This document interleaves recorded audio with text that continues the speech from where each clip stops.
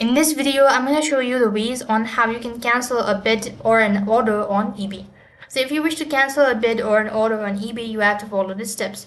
First of all, go ahead and log in into your account. When you're logged in, go to My eBay from the top right hand side and then go to Purchase History. So while you're on this page, a new pop-up menu will open up, and over here you'll be able to see your order history and purchase history, all that, and accordingly select the particular item that you wish to cancel. Then you could go ahead and select the more action drop down and select the contact seller option. Then you could go ahead and choose request to cancel this order, then contact the seller. Now you could go ahead and explain the seller why you need to cancel and the send button, and likewise the buyer is gonna be notified about it and he or she will look into your matter.